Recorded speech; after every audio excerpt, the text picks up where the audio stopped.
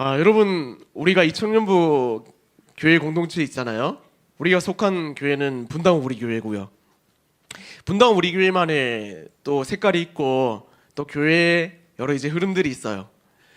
여러분이 생각하는 교회, 또 여러분이 속하고 싶은 교회, 혹은 만들어가고 싶은 교회, 그런 모습들과 이미지가 여러분 안에 있을 거라고 생각해요.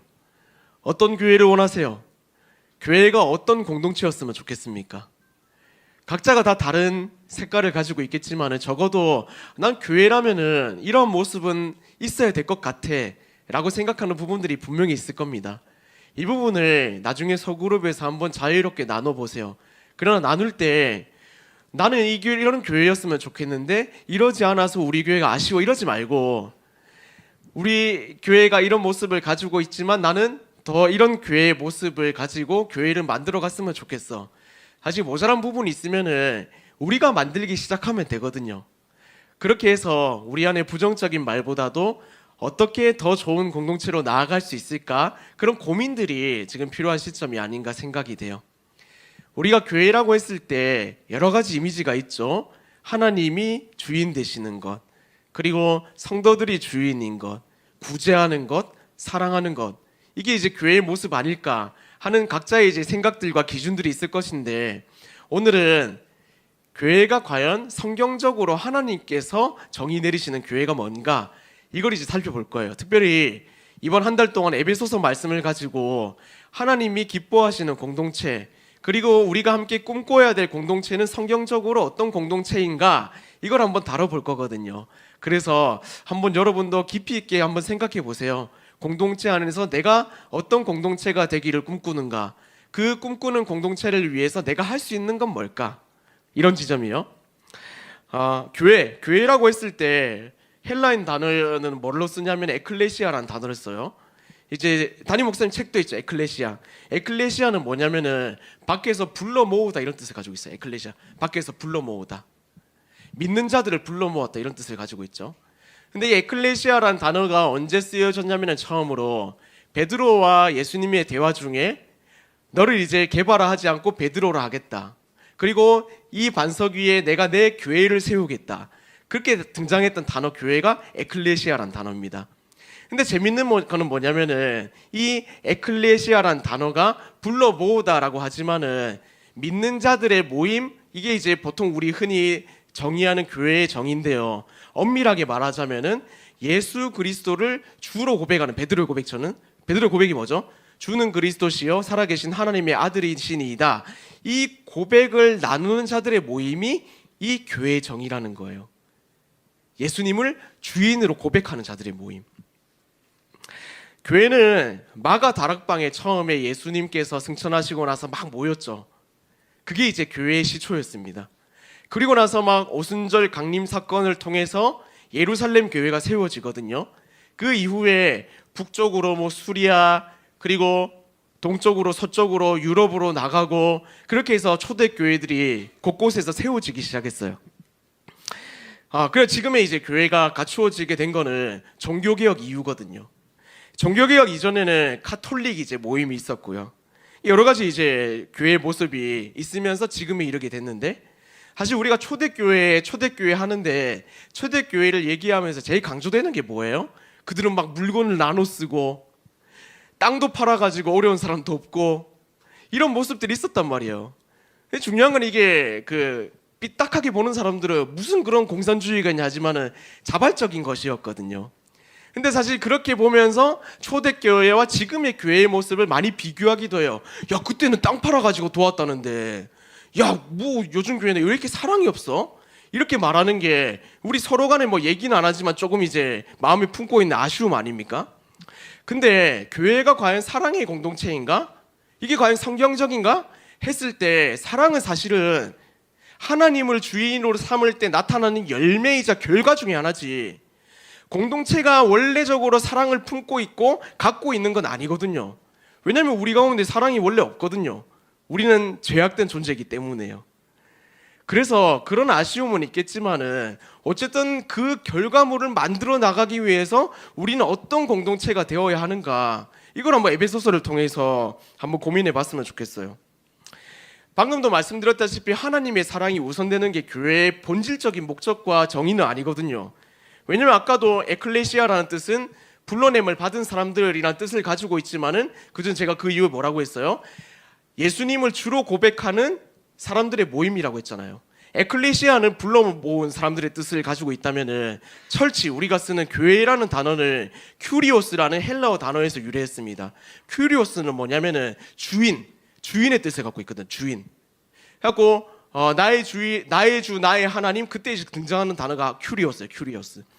그래서 예수님을 주인으로 삼는 그게 바로 철치, 교회의 정의가 된다는 거예요. 교회는 하나님께 속했고, 교회는 하나님께 복종해야 되고, 하나님을 주인으로 삼을 때 교회가 교회다울 수 있다는 거예요. 그래서 때로는 우리가 교회 공동체에 대해서 이것 때문에 실망했어, 저것 때문에 실망했어, 이런 말을 할 수 있어요. 그러나 그 전에 우리가 점검해 봐야 될 게 뭐냐면은 과연 우리 공동체는 하나님을 주인으로 모시고 있는가? 더불어 한 가지 질문을 더 해야 됩니다. 나는 하나님을 주인으로 모시고 있는가? 왠지 아세요? 고린도서 6장을 잠깐 볼게요. 고린도서 6장 말씀 보면은 19절 20절 이렇게 말해요. 너희 몸은 너희가 하나님으로부터 받은 바 너희 가운데 계신 성령의 전인 줄 알지 못하느냐? 너희는 너희 자신의 것이 아니라 값으로 산 것이 되었으니 그런즉 너희 몸으로 하나님께 영광을 돌리라. 19절에 너희 가운데 계신 성령의 전인 줄 알지 못하느냐? 이 말하는 바가 뭐냐면은 우리 각 개인이 우리가 모였을 때 교회가 아니라 흩어졌을 때 나 개인이 교회라는 거예요. 교회. 그렇기 때문에 우리 스스로가 교회 역할을 하지 못하면은 우리가 함께 모였을 때 교회 역할을 할 수 있는가? 그 질문을 던져봐야 된다는 거죠. 개인한테, 공동체한테 던지기 이전에.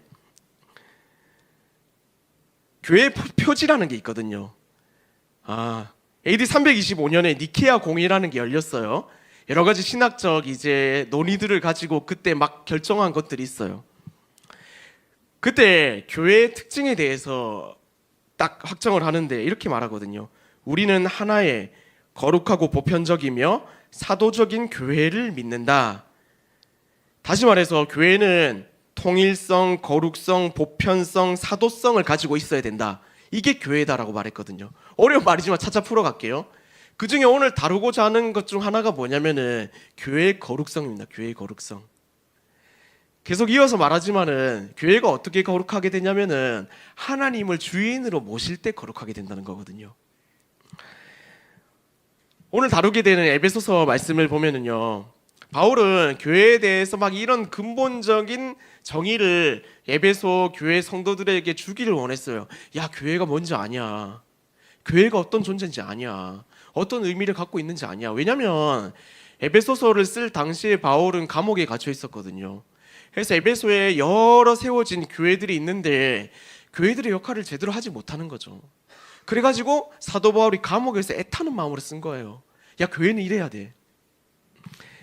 근데 재밌는 거는 1장에서 2장부터 교회가 어떤 건지 본격적으로 논의를 시작하는데 1장에서는 교회로 부름받은 성도들이 어떤 존재들이냐 이걸 먼저 말해요. 왜냐하면 방금도 얘기했다시피 우리 각 개인이 교회니까요. 그러면 교회라고 했을 때 너네 한 명 한 명이 어떤 존재인지 아니? 하고 1장을 막 풀어 해석해요. 그걸 이제 좀 도식화 시켜보면 이래요. 나열해서 보면은 하나 보여주세요. 그 하나님께서 막 선택하시고 또 핏값 주고 사시고 잘 보이나 모르겠네요. 그냥 대충 보세요. 안 보여도. 중요한 건 뭐냐면은 그 세 단락으로 나뉘어가지고 반복되고 있다는 거거든요. 뭐가 반복됐냐면은 야, 너네는 내가 택했어. 그리고 내가 너희를 불렀어. 그래서 너네가 성도가 된 거야. 근데 왜 불렀는지 아니? 빨간색 보면은 하나님의 영광을 찬양하기 위해서야. 하나님의 영광을 찬양하기 위해서야. 하나님의 영광을 찬양하기 위해서야. 성경에서 반복되는 거는 강조를 뜻하거든요. 3번 반복했다는 거는 더할 말 없이 너무나 강조의 표현인 거예요. 그래서 이거를 성부 하나님의 입장에서, 성자 예수님의 입장에서, 성령 하나님의 입장에서 계속 반복해서 말하는 거예요. 너희는 내가 택했고 너희는 내가 불렀어. 왜? 하나님께 영광 돌리기 위해서, 찬양하기 위해서. 이걸 강조한다는 거예요.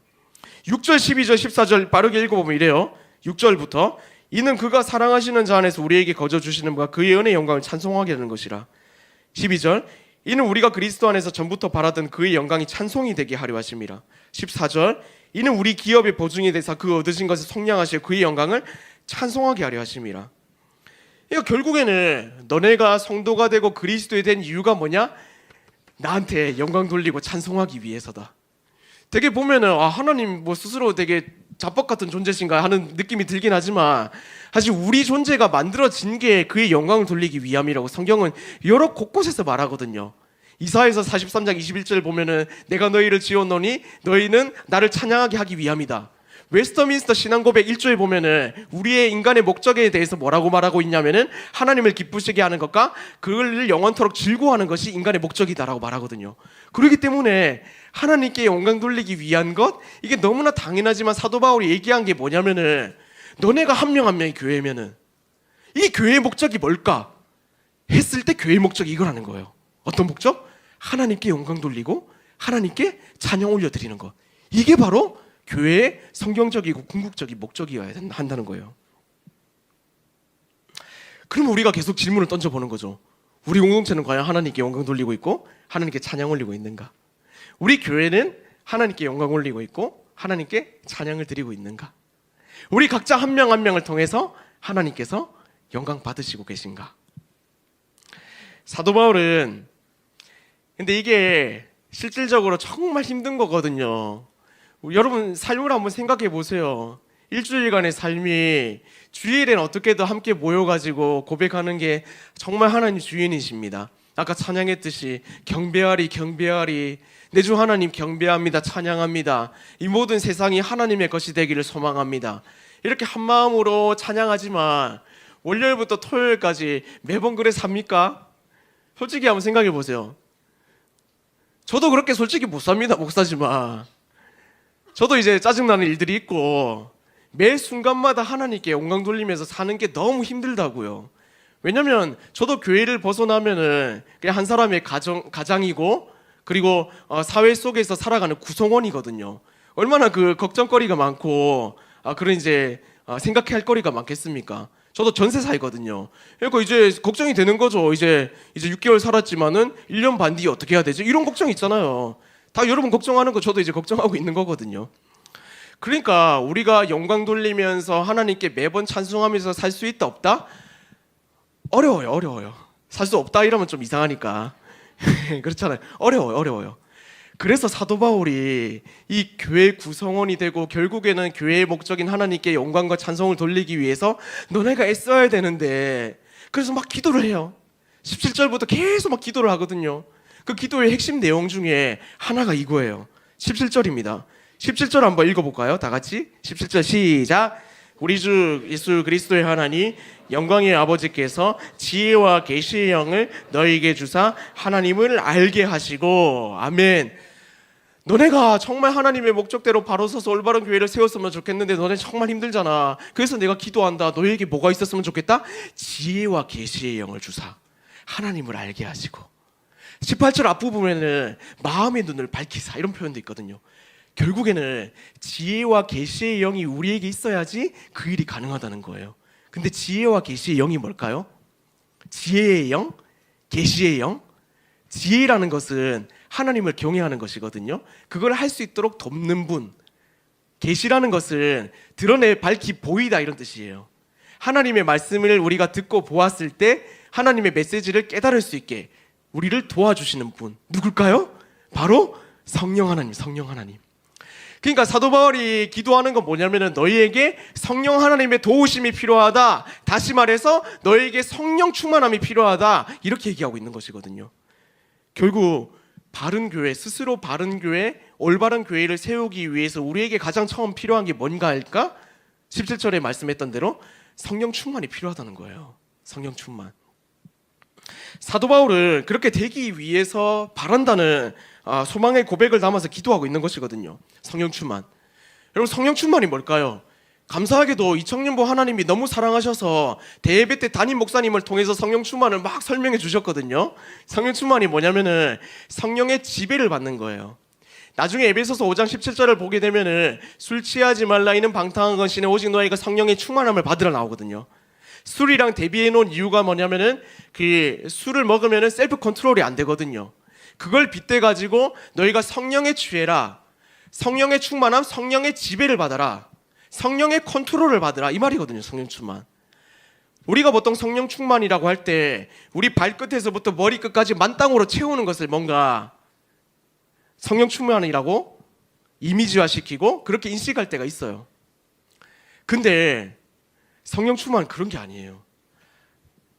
성령님은 우리보다 더 높은 존재시고 더 완벽한 존재시고 더 풍성한 분이거든요. 충만한 분이시고.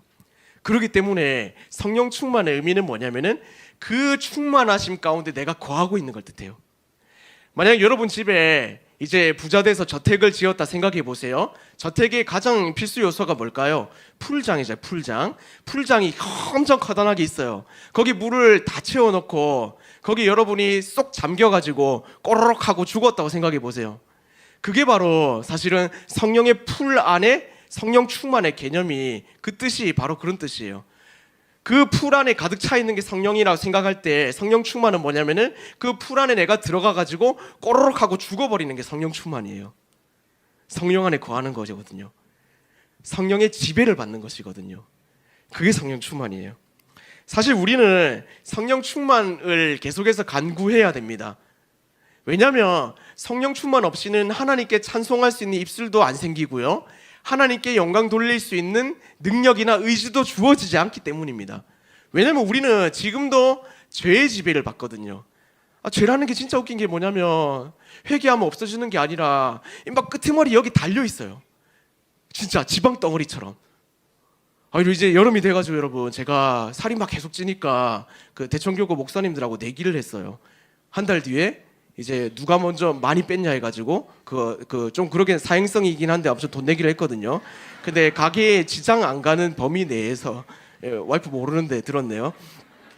그래서 내기를 했어요. 한 달 뒤에 보여드리겠습니다. 달라진 제 모습을. 네. 뭔 얘기하다 말았냐.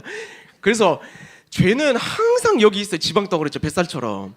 그래가지고 놔두면 이게 어떻게 되냐면은 여러분 관리 안 하면 어떻게 됩니까? 우리가 살찌잖아요. 근데 빠지는 분도 있지만은 이제 축복받은 유전자로 맞죠. 계속 쪄요. 그것과 마찬가지로 죄는 놔두면 계속 자라요. 놔두면 자라요. 이게 내가 뭔가 죄를 짓지 않는다고 해서 죄가 없어지는 게 아니라 가만히 있는 게 아니에요. 죄는 계속 자라요.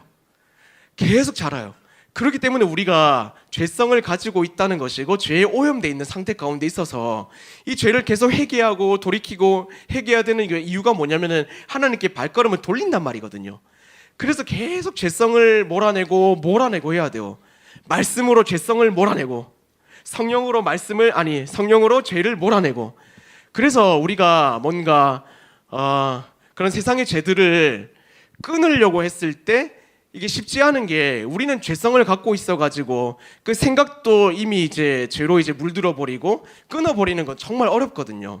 근데 죄를 끊을 수 있는 유일한 방법이 뭐냐면은 성령으로 나를 채우고 죄를 몰아내야 돼. 그래야지 죄성을 가진 우리가 뭔가 죄로 습관적으로 하고 있는 것들을 끊어낼 수가 있거든요. 성령 충만은 그런 의미를 가지고 있습니다. 성령으로 충만해져야지만이 우리 입술 속에서 거룩한 언어가 나오고 우리 행동 속에서 하나님이 기뻐하시는 행동 그 능력 자체가 나올 수 있다는 것이거든요. 그래서 우리가 뭐 찬양과 말씀 기도를 통해서 그리고 일상을 살아갈 때 성령 충만을 구해야 됩니다. 성령 충만. 성령의 충만함으로 함께 해달라고. 그래서 우리가 이 고백 가운데 있고 우리 교회 공동체가 성령 충만함을 먼저 구할 때 하나님이 원하시는 교회로 세워져 갈 수 있다는 것을 사도 바울은 알고 기도한다는 거예요. 근데 왜 성령 충만을 너희가 구하라 라고 하냐면은 이 세 가지의 특징이 거룩한 교회에서 나타나기 때문이에요. 저는 이 세 가지를 여러분이 꼭 기억했으면 좋겠습니다. 18절과 19절에 보면 나오는데요. 18절과 19절 한번 다 같이 읽어보죠. 18절부터 너희 마음 시작. 너희 마음의 눈을 밝히사 그의 부르심의 소망이 무엇이며 성도 안에서 그 기업의 영광의 풍성함이 무엇이며 그의 힘의 위력으로 역사하심을 따라 믿는 우리에게 베푸신 능력의 지극히 크심이 어떠한 것을 너희로 알게 하시기를 구하노라. 아멘. 성령님을 통해서 우리 눈이 밝혀질 때에 다음 세 가지를 알 수 있다고 했어요. 세 가지 중에 첫 번째가 뭐냐면은 부르심의 소망입니다. 부르심의 소망. 이 부르심의 소망이라는 것을 우리가 부름받았잖아요. 뭘로 부름받았죠? 구원받은 주님의 백성으로. 그로써 우리가 받게 된 게 뭐냐면은 영원한 생명이거든요. 근데 세상을 보면은 여러 가지 절망적인 상황들이 너무나 많이 있어요. 그래서 세상 사람들은 이제는 가망이 없다, 대한민국 끝났다, 대한민국 죽었다, 이런 식으로 세상은 가망이 없고 죽었고 실패했고 이런 얘기들을 너무나 많이 한단 말이죠. 우리도 그 속에 섞여가지고 사실은 소망이 있다, 그래도 할 수 있다, 이런 긍정적인 말보다는 아 진짜 못한다, 안 된다, 어떡하지? 망했네? 이런 말이 계속해서 세상 살면서 변화되는 게 그 세상에 이제 죄성이 있는 영향력 때문이거든요. 근데 그럼에도 불구하고 우리는 하나님의 백성이단 말이죠. 구원받은, 영원한 생명을 얻은, 죽을 수밖에 없는데 영원한 생명을 얻었다고요. 이 말의 즉슨 뭐라는 거, 뭘로 이제 치달을 수 있냐면은 세상에 소망이 있다는 거거든요. 왜냐하면 죽을 수밖에 없는 우리가 살았잖아요. 더욱이 우리가 불가능하다, 망했다라는 세상 속에서 그럼에도 불구하고 소망이 있다라고 말할 수 있는 존재가 되어야 된다는 거예요. 왜냐? 이 소망이 그리스도의 부활로부터 시작되기 때문입니다. 베드로전서 1장 3절 한번 볼게요. 베드로전서 1장 3절을 보면 이렇게 말합니다. 우리 주 예수 그리스도의 아버지 하나님을 찬송하리로다. 그의 많으신 긍휼대로 예수 그리스도를 죽은 자 가운데서 부활하게 하심으로 말미암아 우리를 거듭나게 하사 산 소망이 있게 하시며. 세상은 소망이 없다 합니다. 그런데 이미 예수님께서는 소망 없는 세상 속에서 소망을 보여주셨어요. 어떻게 하심으로? 그가 부활하심으로. 죽었거든요. 죽으셨거든요. 근데 거기서 끝났으면은 아예 뭐 싹 다 거짓말이 되는 거예요. 사기꾼이거나 미치광이거나 말도 안 되는 그냥 헛소리거나. 근데 그가 부활하셨어요. 그거로 인해서 보여주신 거예요. 소망이 있구나. 스스로가 증명이 되신 거예요. 내가 산 소망이다. 그럼으로 인해서 우리에게도 동일한 소망이 된다는 거죠. 어떻게? 소망이 있다, 소망이 있다. 그래서 여러분, 밖에 나가서 소망이 없다라고 말하는 사람들에게 당당히 외치십시오. 그래도 소망이 있다. 뭔 소리냐? 무슨 소망이 있냐? 예수님이 살아나셨거든. 이게 저와 여러분의 고백이 되어야 될 줄로 믿습니다. 스스로한테 고백하십시오. 예수님 사셨잖아. 내 인생 망했나? 소망이 있어. 예수님 사셨잖아. 날 살리셨잖아. 이게 너무나 근원적인 원론적인 것이지만 중요한 고백이거든요. 이게 부르심의 소망입니다. 교회 왔을 때 이게 여러분이 느껴져야 된다는 거예요. 아, 그래도 소망이 있구나. 일주일 동안 소망 없는 가운데 살다가 교회 딱 발디딤했을 때, 들어왔을 때 소망의 하나님이 느껴지는 거죠. 아, 그래도 소망이 있다. 맞다. 우리 예수님 사셨지. 소망이 있다. 소망이 있다. 이게 하나님이 기뻐하시는 거룩한 교회의 표징 중에 하나란 거예요. 산소망. 둘째, 기업의 영광의 풍성함. 이 기업의 영광의 풍성함이라는 것은, 기업은 뭐냐면 리워드, 상을 뜻하거든요. 상. 하나님께서 이 땅 가운데 임재하셨을 때 결국 누리게 될 상은 뭔지 아세요? 결국 완성될 상은 뭐냐면은 아까 고백했듯이 하나님의 세계, 하나님 나라예요. 하나님 나라. 천국. 우리가 천국 가면 이 땅의 모든 것이 이제 끝나는 게 아니라 그 천국이 이 땅 가운데 내려와서 하나님 나라가 이 땅에 완성되는 게 최종 끝이거든요. 근데 재밌는 건 뭐냐면은 우리로 하여금 뭐라고 하나님께서 말씀하셨냐면은 너희는 상속자다, 상속자. 근데 그것보다 더 깊이 말씀하셨어요. 너희는 내 자녀다, 자녀다. 상속이 이 당시에 고대 근동 사회의 문화로 보면은 아버지가 자녀에게 모든 것을 상속해 줬거든요. 상속. 그렇기 때문에 달리 말해서 하나님이 누리고 하나님이 주인이 될 천국, 하나님의 나라가 우리 것을 뜻하거든요. 우리 것이다. 근데 그것이 우리가 어떻게 누리느냐? 사실 살아가지고 천국을 누린다는 개념이 이제 명백하지 않잖아요. 근데 로마서에 보면은 이 하나님의 나라에 대해서 뭐라고 말하고 있냐면 이렇게 말하고 있거든요. 하나님의 나라는 먹고 마시는 것이 아니라 의와 평강과 희락이다. 다시 말해서 하나님의 나라의 뜻이 뭐냐면은 하나님이 다스리시는 곳을 뜻하거든요. 하나님이 주인 되신 곳. 하나님이 주인 되신 곳의 특징이 뭘까요? 거기 기쁨이 있고요. 평안이 있어요. 평안. 이거거든요. 기업의 영광의 풍성함을 너희가 누리고 있느냐? 정말 성령 충만함으로 너희가 이 사실을 알고 누렸으면 좋겠다. 이게 사도 바울이 말하는 두 번째 거룩한 교제의 특징이에요. 교회의 특징. 저 발걸음을 가지고 또 예배당 들어왔을 때 우리가 누려야 되는 게 뭐냐면 평안과 기쁨이에요. 왜냐? 이곳은 하나님이 다스리고 있는 곳이니까요.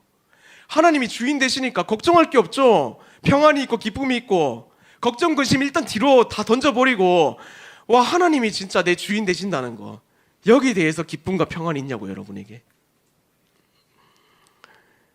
이것도 베드로전서 1장 4절을 근거합니다. 1장 4절에 썩지 않고 더럽지 않고 쇠하지 아니하는 유업을 입게 하시나니 곧 너희를 위하여 하늘에 간직하신 것이라. 천국, 이걸 교회에게 주시기 원하시고, 교회는 하나님이 다스리시는 거, 천국 때문에 기쁨과 평안을 누릴 수 있어야 된다 하는 것이거든요.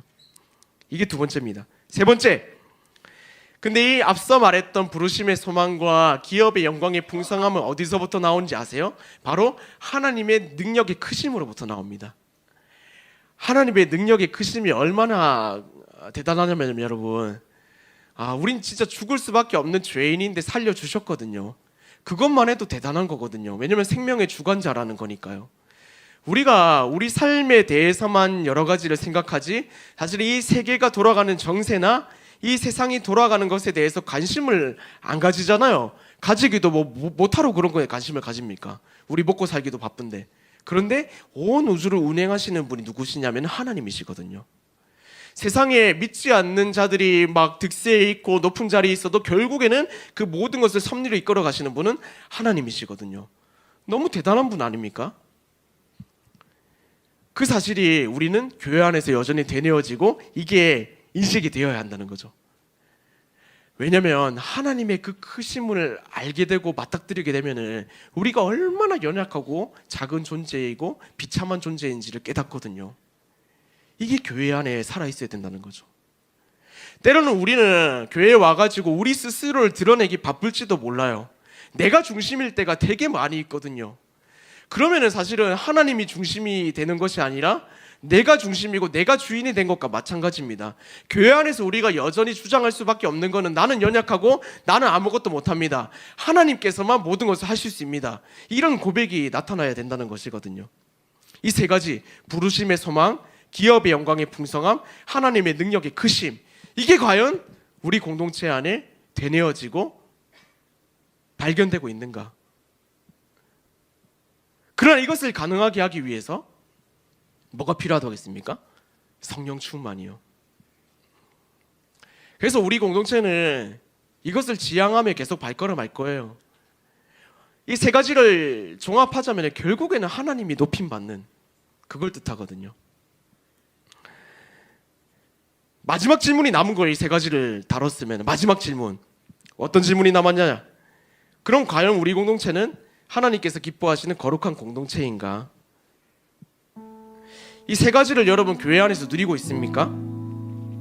누리기 위해서는 성령 충만이 필요하다고 했습니다.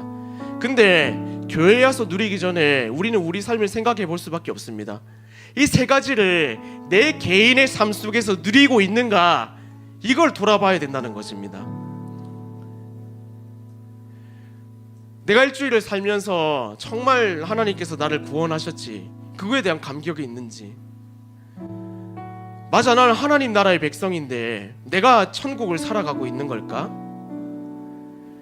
맞아, 나는 아무것도 아니고 하나님 너무 크셔서 하나님 따라갈 수밖에 없어, 이거에 대한 고백이 있는가?